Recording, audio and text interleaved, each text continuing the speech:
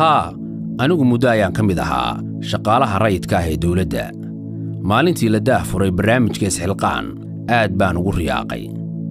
muddo yar kadibna waxaan nasiib u yeeshay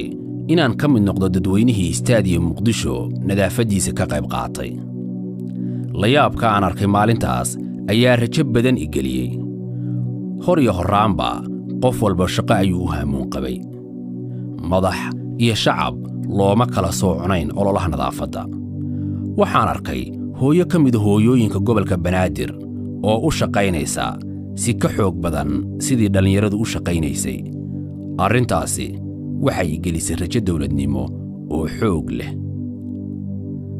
maalmo kadib ayaa mudanahayagii shaqadu noo sheegay in wasaaraddayadu berri ku qoran tahay shaqada isxilqaan ee ka socota tiyaatarka qaranka aad baan ugu farxay arrintaas habeenkii baa igu dheeraaday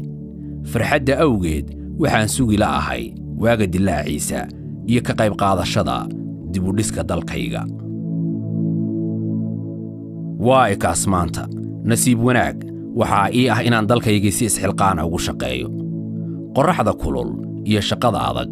midna ima dhibayaan waayo arligayga iyo ciidda xaq igu leh